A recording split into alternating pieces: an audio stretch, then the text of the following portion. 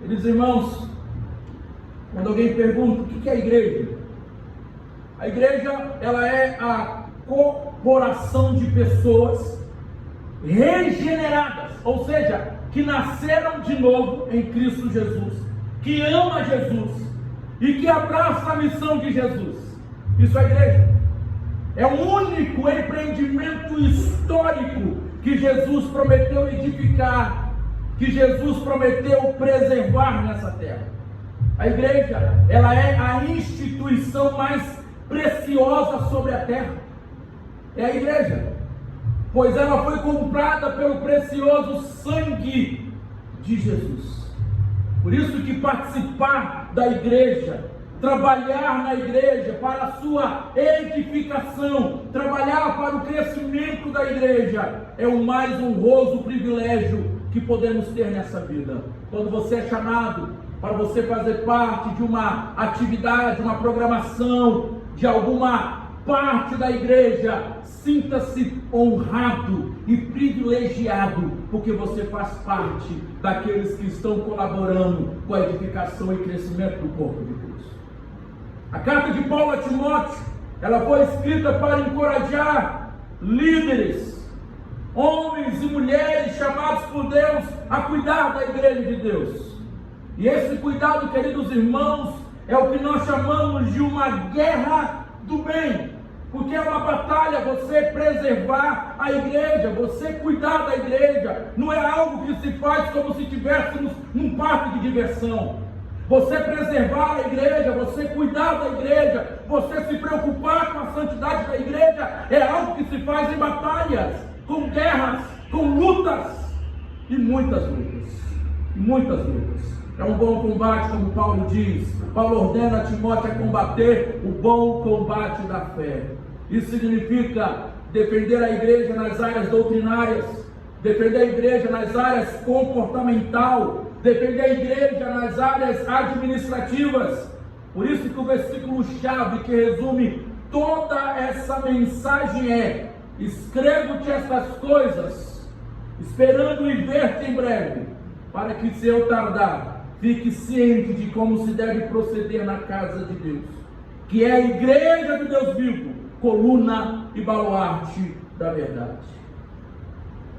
Diante disso, nós precisamos pensar, à luz desse texto e à luz da carta de Paulo a Timóteo, como que deve ser a vida então na igreja local. Eu faço parte da igreja. Como é que eu devo proceder? Como deve ser a nossa vida na igreja local? O que devemos fazer? Eu tenho vindo à igreja, eu tenho caminhado na igreja, eu sou membro da igreja, mas eu não sei como proceder, o que fazer na igreja. Essa noite, a partir de hoje, nós vamos dar para vocês instruções de como proceder na igreja, como cuidar da igreja local, à luz dessas instruções de Paulo a Timóteo. A grande questão é: qual que é a relevância, a importância da carta de Paulo a Timóteo à igreja hoje? Qual é a importância desse texto para a igreja hoje, para a igreja contemporânea, a igreja atual? Algumas razões muito básicas. Quando nós olhamos e lemos a carta de Paulo a Timóteo, nós entendemos que a carta ensina-nos a importância da sã doutrina para a preservação de uma igreja local santa. Haja visto que cantamos de santidade, falamos de santidade, mas não podemos esquecer o que o próprio Senhor Jesus disse na sua oração sacerdotal em João 17: Pai, santifica-os na verdade, a tua palavra é a verdade. Então, para eu ser santo, para caminharmos na santidade, necessário é vivermos na palavra, necessário é termos doutrina bíblica, enraizarmos e vivermos na palavra.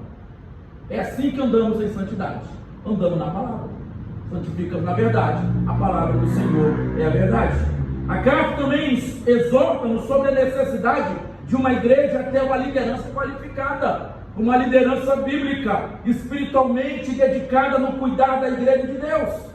Pastores, presbíteros, diáconos, homens ou líderes de grupos, líderes, professores de escola dominical, devem ser escolhidos e ordenados segundo os critérios bíblicos, não segundo padrões humanos, mas segundo os padrões bíblicos.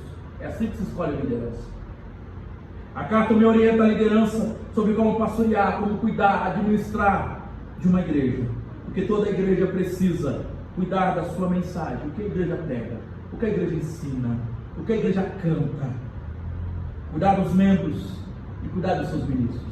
Por isso, como deve ser a vida na igreja local, eu quero então responder essa pergunta, olhando para esse texto de Paulo a Timóteo, no capítulo 1, do verso 1 ao versículo 20. Em primeiro lugar, o texto nos ensina que a vida na igreja local, ela é uma vida de combate ao falso ensino. Entenda isso. A vida na nossa igreja local é uma igreja, para nós vivermos essa vida na igreja local, deve ser uma igreja que combate o falso ensino. Combater o falso ensino. Olha aí os versos de 3 a 7 novamente, o que o texto nos diz. Quando eu estava de viagem rumo da Macedônia, te roguei que permanecesses ainda em Éfeso para admoestares a certas pessoas, a fim de que não ensine outra doutrina, nem se ocupem com fábulas e genealogias sem fim, que antes promovem discussões do que o serviço de Deus na fé. Ora, o intuito da presente admoestação visa o amor, que procede de coração puro e de consciência boa e de fé sem hipocrisia, desviando-se algumas pessoas dessas coisas, perderam-se em loquacidade frívola, pretendendo passar por mestres da lei, não compreendendo todavia nem o que dizem, nem os assuntos sobre os quais fazem ousadas asseverações. Olha o que Paulo instrui Timóteo. A vida na igreja local é uma vida de combate à falsa doutrina.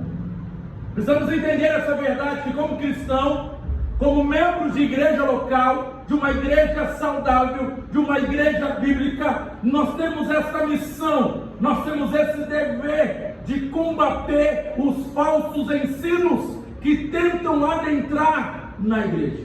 Os falsos ensinos. E são muitos. Paulo aqui, nós precisamos entender o que Paulo está dizendo, olhando para o contexto.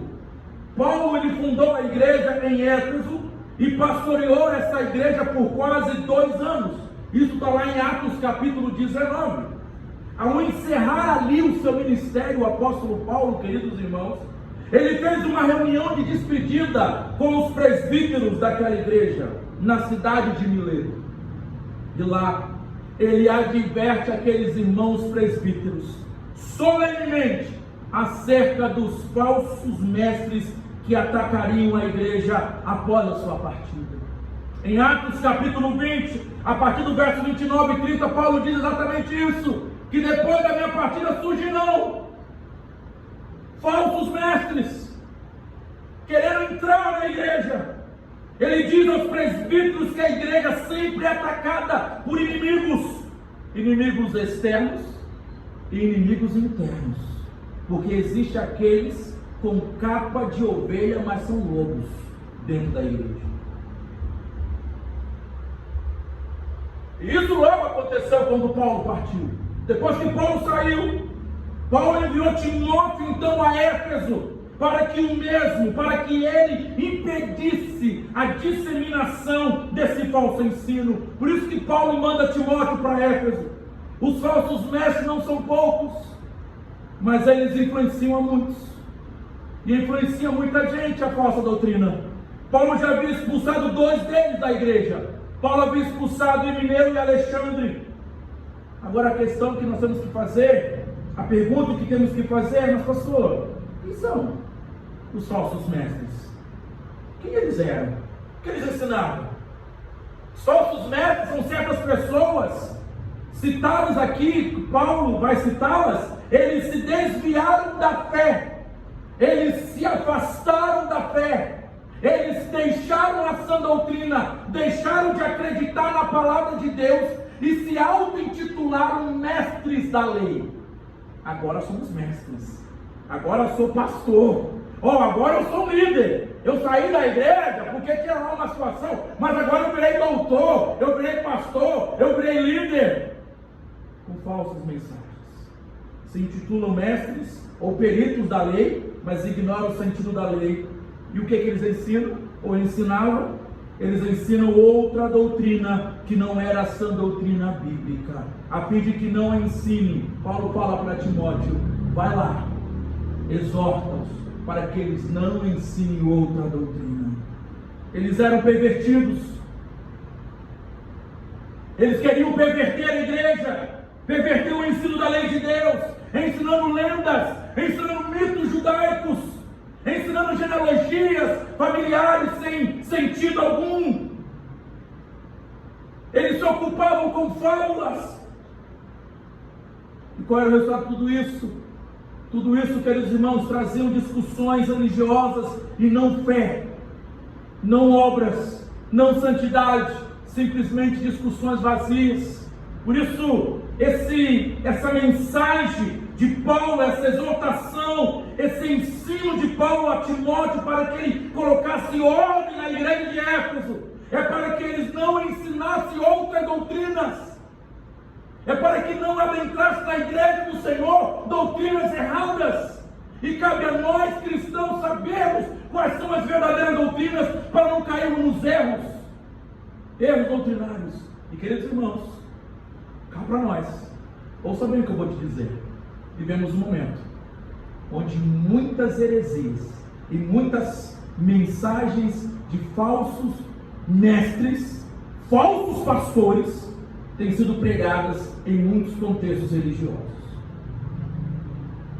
Isso não só na época de Paulo, era muito lá. Paulo já tinha advertido a igreja de Éfeso, os presbíteros da igreja, e essa mesma advertência é para a igreja hoje, porque com a mesma luta nós temos que entender que lutamos o combate contra falsos ensinos que querem entrar na igreja, ou seja, ensinos do tipo que tudo é relativo. A verdade é relativa. Cada um tem a sua verdade. Mentira! Mentira! Só existe uma verdade. João capítulo 14, versículo 6, disse Jesus: eu sou o caminho, eu sou a verdade e eu sou a vida, e ninguém vem ao Pai a não ser por mim. Ele é a verdade e não é relativo. Não é cada um tem a sua verdade. Isso é mentira. Isso é falsa doutrina, querendo adentrar na igreja. Não, cada um pensa de um jeito, sabe? O pastor fala de santidade, o irmão fala que não pode transar antes do casamento, não tem problema nenhum. Todo mundo faz isso. Todo mundo que peca faz isso. Todo mundo que quer andar errado faz isso. Todo mundo que não quer ter uma vida santa faz isso. Ah, contou uma mentirinha, não tem nada de problema, é só uma mentirinha branca. Mentira! Mentira é mentira, e quem é mentiroso é filho do diabo, porque o diabo é o pai da mentira, disse a palavra do Senhor. É a Bíblia. Nós temos que entender, queridos irmãos, não podemos admitir falsos ensinos dentro da igreja do Senhor. Ou a gente combate, ou vamos perecer. Nós vamos morrer com essas falsas mensagens que tem adentrado nas nossas igrejas.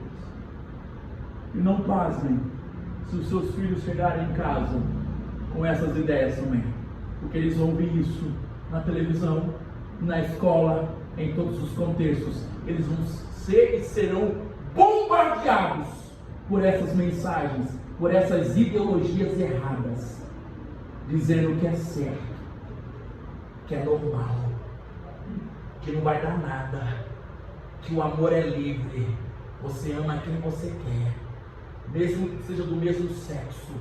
Pecado, mentira. Mentira! Por isso nós temos que combater. O apóstolo Paulo então ele orienta, e como igreja, a vida na igreja é uma vida de combate ao falso ensino. Paulo aqui, queridos irmãos, ele não negocia a verdade. Ele lista aqui esse tipo de pessoas que são condenadas. Ele faz uma lista aqui no versículo 8 e 9 e 10, dizendo o seguinte: sabemos, porém, que a lei é boa se alguém dela se utiliza de modo legítimo, mas tendo em vista que não se promulga a lei para quem é justo, mas para transgressores e rebeldes, irreverentes e pecadores, ímpios e profanos, parricidas e matricidas, homicidas, impuros, sodomitas, raptores de homens, mentirosos, perjuros, e para tudo quanto se opõe à sã doutrina. Queridos irmãos, é a nossa luta. Nós não negociamos a verdade. E nós temos uma tentação muito grande. Eu digo nós, porque líderes, nós temos essa luta de olharmos para a igreja e querer que a igreja cresça. Nós queremos que a igreja cresça.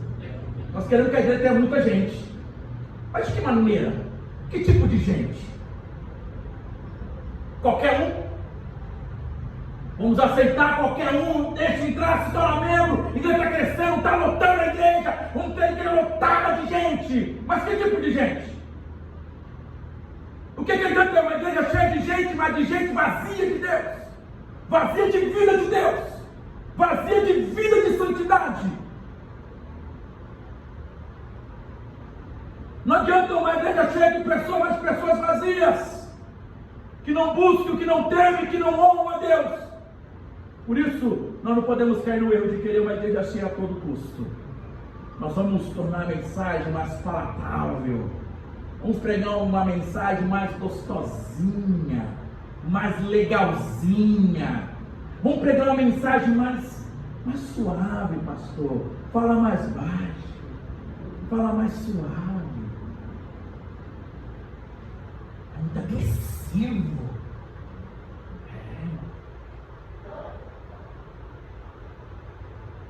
É assim que o falso mestre faz. Ele vem sorrateiramente, com mensagens gostosinhas. Não dá nada não. É normal. Vá lá. Tem amantes, todo mundo tem. Todo mundo tem um casinho. Todo mundo tem um negocinho. Vá lá. Sua mulher não está vendo, seu marido não está vendo. Vai lá, assiste isso. O papai não está vendo. Todo mundo assiste, todo mundo vê. Vai lá, é normal. Mentira, irmãos. Isso é falso evangelho. Deus está te vendo. Os olhos do Senhor estão em todo lugar, contemplando os maus e bons. Então você que pensa que ninguém te vê na madrugada, sozinho, com o celular na mão, Deus te vê. Deus te vê quando você está sozinho na frente da tela do computador. Deus te vê. Deus te vê você no teu trabalho. Deus te vê você lá nos seus negócios. Você pode enganar alguns, você pode enganar outros, mas a Deus ninguém engana, e se Deus, de Deus ninguém se esconde. Eu posso esconder da minha mulher, mas não de Deus. Você pode esconder dos seus pais, mas não de Deus. Então, a nossa missão, a vida na igreja, é de combate ao falso ensino. Essa ideia de que é tudo normal, não é não, irmãos. Sem santidade, diz a palavra de Deus, ninguém verá o Senhor. Bíblia, doutrina, firmeza na palavra, combate o falso ensino. Por isso, nós precisamos, em nome de Jesus, combater o falso ensino. Uma segunda lição que esse texto me ensina, e eu vou terminar com ela. Uma segunda lição, dos versículos 12 a 17. Esse texto nos ensina que a vida na igreja local é uma vida de testemunho do Evangelho. Ou seja, você ser uma fiel testemunha do Evangelho.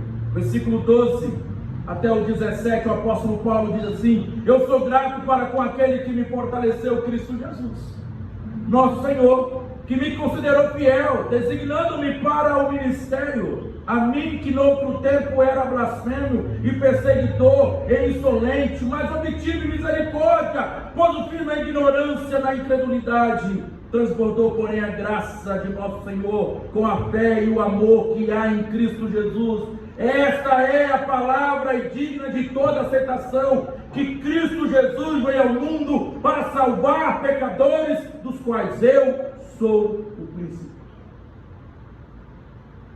O apóstolo Paulo entendia que a igreja, a vida na igreja, é uma vida de testemunho fiel do Evangelho. Todo cristão verdadeiro é uma testemunha de Jesus Cristo. Em Atos capítulo 1, versículo 8, a palavra do Senhor nos diz que o Espírito do Senhor, querido, nos dá poder para sermos testemunhas fiéis de Jesus.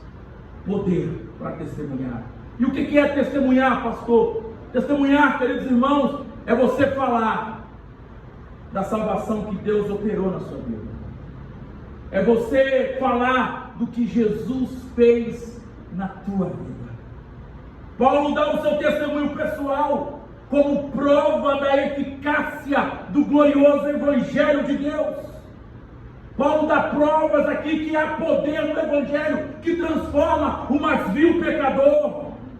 Paulo ele agradece, ele diz: eu sou grato para com aquele que me fortaleceu, Cristo Jesus, nosso Senhor, que me considerou fiel, designando-me para o ministério. Ou seja, ele agradece a Cristo Jesus, porque ele fortaleceu, ele deu força interior para Paulo, ele capacitou o apóstolo Paulo.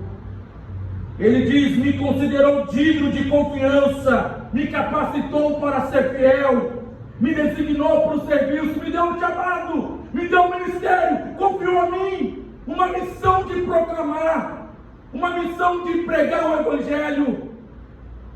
Eu que era insolente, eu que era um perseguidor, eu que era um blasfemador, blasfemava o nome de Cristo, perseguia a igreja de Deus, eu que era um homem violento, eu que era um homem arrogante, eu que insultava os cristãos. Paulo explica que essas ações eram decorrentes da sua ignorância, da sua incredulidade espiritual. Mas ele explica a sua conversão. Ele vai dizer a fonte da sua conversão, que era a graça de Deus, a graça, a fé e o amor que veio de Jesus Cristo, que provém somente dele. Transbordou, porém, a graça de nosso Senhor com a fé e o amor que é em Cristo Jesus. Queridos irmãos, a conversão verdadeira, a conversão de pecadores, ela ocorre pela graça de Cristo. Você é chamado para viver na igreja local, para ser uma fiel testemunha do que Cristo fez na tua vida. E eu pergunto para você nessa noite: qual é o seu testemunho de conversão? Será que você já teve esse encontro com Cristo? Esse encontro que te deixa embasbacado, trêmulo, esse encontro genuíno, da qual você diz: eu não sou mais eu, mas Cristo agora vive em mim. Será que você teve esse encontro com Cristo, da qual você pode dizer: eu não era, mas agora eu sou, eu era mentiroso, mas a verdade me libertou, eu era pecador, mas Cristo me salvou, eu era um perdido, mas Cristo me achou? Qual é o seu testemunho de vida? Quando você está no seu trabalho, quando você está na tua escola, quando você está com seus vizinhos, qual é o seu testemunho? O que eles dirão de você?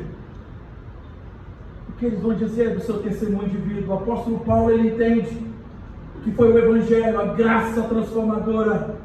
Fiel é a palavra e digna de toda aceitação, que Cristo Jesus veio ao mundo para salvar pecadores, dos quais eu sou o principal.